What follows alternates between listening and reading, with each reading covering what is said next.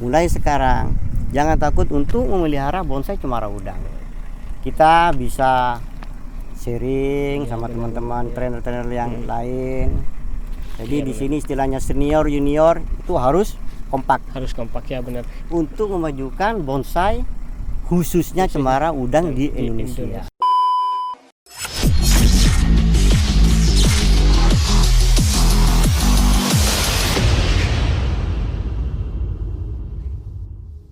Assalamualaikum warahmatullahi wabarakatuh. Masih bersama saya Cak Nad di dunia eksotik bonsai Sampang. Jadi malam ini dimana saya berada di pameran nasional Sumekar Sumeneb, dan di sini juga akan bincang-bincang membahas sebuah pohon, dimana pohon ini adalah pohon cemara.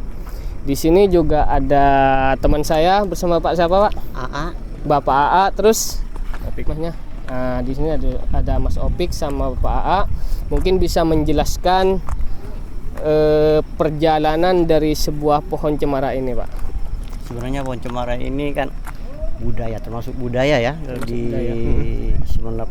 Iya. Terus prospek. Mungkin di dunia mungkin ada cuman di Indonesia yang ada. Indonesia ya. Berarti emang spesies asli Indonesia. Indonesia. Iya. Saingannya kan black pen kalau di Jepang ya. Cuman satu spesies sama-sama pinusnya. Cuman perbedaannya itu daun berjarumnya itu lebih kurus yang sini daripada yang di Jepang. Lebih lancip berarti Pak. Iya. Kelebihan pohon cemara ini yang di Indonesia itu untuk membesarkan cabang itu lebih cepat daripada black pen. Oh. Makanya sebenarnya Indonesia itu ada kesempatan untuk mempromosikan cemara udang di dunia. Tapi cemara udang udah dikenal di seluruh dunia, udah dikenal. Makanya jadi saingan untuk black pen itu. Banyak kelebihan untuk cemara udang. Akar itu bisa diprogram untuk membesarkan akar dengan banyak metode ya. Ada yang di ground, istilahnya di ground keluar dari pot. Ada yang dipakai gelangsing istilahnya, tergantung kemauan si penggarap biasanya. Untuk pohon ini sendiri masuk gaya apa ini Pak? Kan biasanya ada gaya itu cokan, ada gaya apa gitu kan? Kalau tipe pohon seperti ini gayanya twin ya. Twin ya benar. Karena ada dua pohon ya Pak ya? Betul. Karena ada dua pohon dinamakan twin.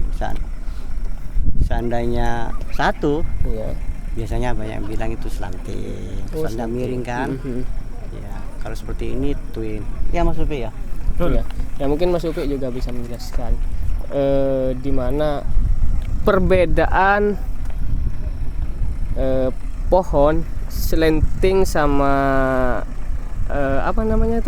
informal, karena kan ini kan sama-sama ada mahkotanya itu kan Pak ya. Iya. Sedangkan informal juga kan mainnya juga ada geraknya gitu. Nah, perbedaannya apa itu? Kalau slanting itu biasanya dia lebih condong ke kiri atau ke kanan. Cuma rata-rata kalau Indonesia itu condongnya ke kanan. Condong ke kanan. Jadi pohon sebenarnya bisa dikatakan pohon formal biasa, cuma dia lebih condongnya ke kanan atau kiri. Cuma yang umum itu di Indonesia ya ke kanan. Iya. Banyak pohon slanting itu kalau di Indonesia itu ke kanan. Iya. Untuk pohon ini sendiri ada nama khusus nggak? Kalau nama khusus nggak ada. Nggak ada ya. Cuman barusan sepintas ada julukan Batman barusan. Oh Batman. Oh ya bener ya. Ya gayanya kan slanting miring gini, Batman kadang miring. Iya benar. Untuk medianya sendiri apa ini? Mungkin medianya pasir malang sama humus plus pupuk kandang. Cuma itu saja. Iya. Jadi media lokasi itu udah dihilangin. Iya. Kenapa? Kalau media lokasi itu kan kalau udah masuk di pot, lama-kelamaan itu tingkat asamnya itu cepat berubah. Tapi kalau pasir malang kan lebih lama dia. Soalnya dia bisa menetralisir ya, maksudnya ya. Iya. Untuk pupuknya sendiri? Kalau pupuk yang saya pakai itu biasanya organik ya. Organik. Ya, terserah merek-merek apa, yang Iya. penting organik. Jadi pohon cemara ini salah satu pohon yang cukup unik Iya. di Indonesia. Bahkan di pameran ini kayaknya pohon dengan karakter kambium yang seperti ini itu agak susah. Iya. Cuma kelihatan pohon ini kelihatan sederhana, tapi sebenarnya menyimpan keunikan yang sangat luar biasa. Jadi proses alam bikin kambium ini yang Iya. sangat istimewa. Jadi di sini ini kan pameran Sumekar ini kan mengadakan lomba ataupun event. Kenapa kok mengadakan event khusus cemara udang? Tujuannya itu apa?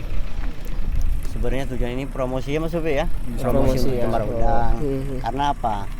Dulunya cemara udang tanpa promosi udah unggul ya. Iya, iya. Malah harganya bisa mencapai hampir kurang lebih M ya. Bisa miliar. Oh, sampai Iya, miliaran itu ya? zamannya kolektor Lee Kuan Din.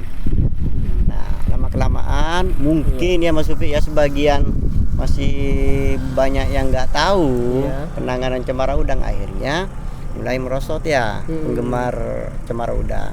Tapi sekarang teman-teman kok di Jawa udah banyak tahu kok Iya. cara merawat cemara yang lebih bagus daripada ini. Makanya mulai sekarang itu disetujui oleh Bapak Bupati ya untuk mempromosikan cemara. Akhirnya ditambah menu untuk bikin kelas khusus cemara udang.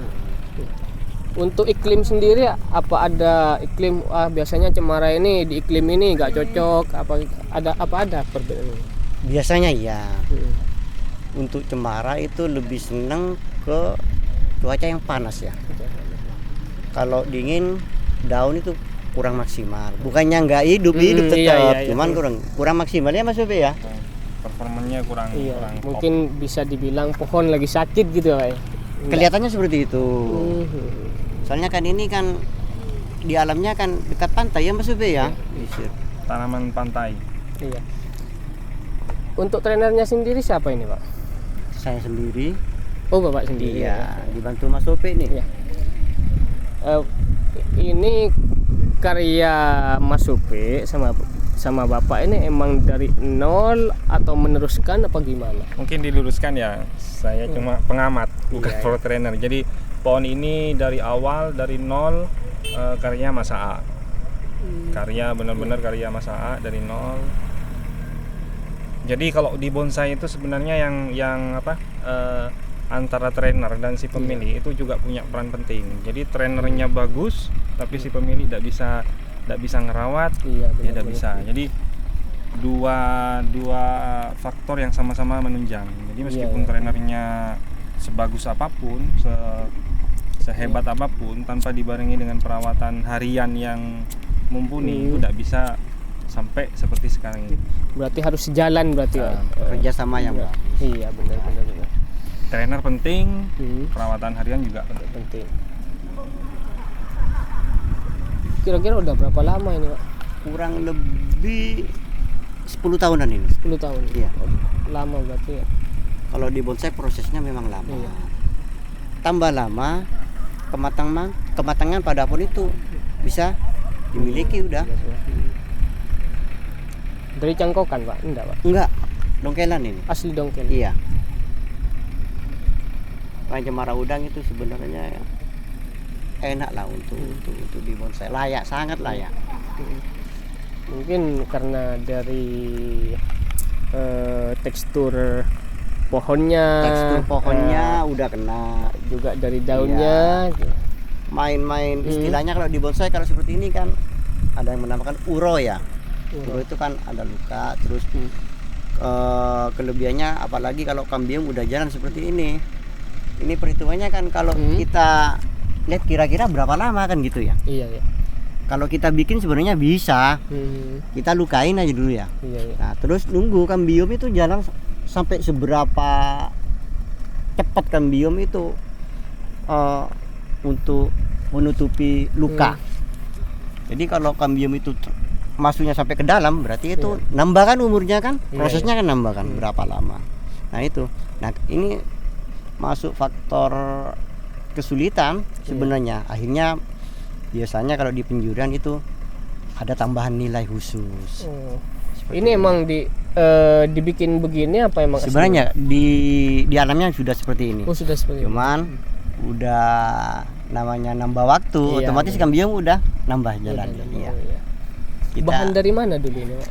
Lombeng biasanya rata-rata Lombeng. di sana Lekung ya. Oh, masuk Sumeneb berarti Masuk ya? Sumeneb, Masuk ya.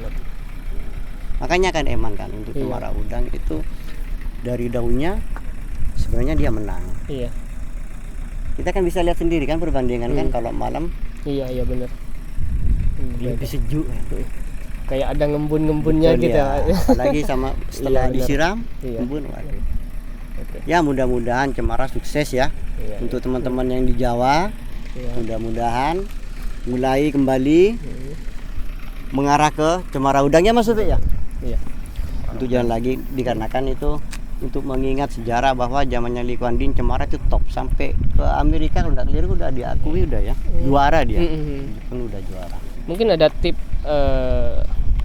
untuk teman-teman di rumah, untuk para pemula dan juga teman-teman pemain baru di bonsai gitu, Pak. Ya, untuk teman-teman di seluruh Indonesia, Iya.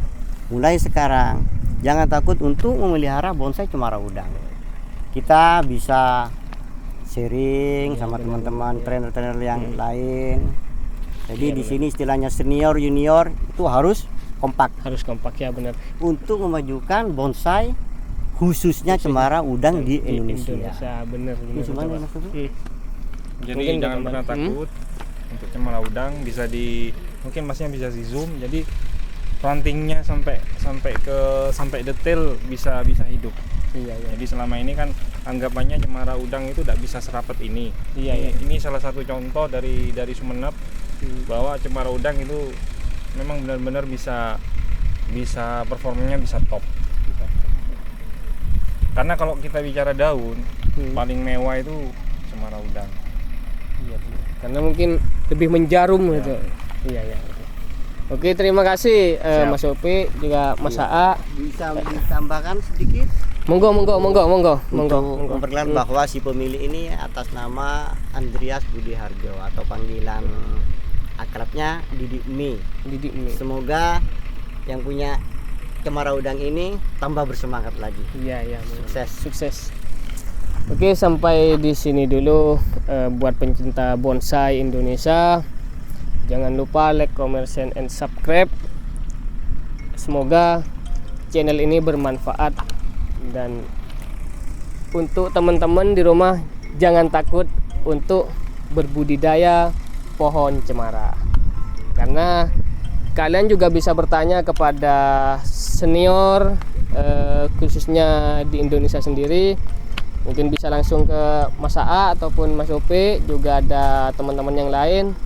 Cukup sampai di sini dulu. Salam bonsai Indonesia.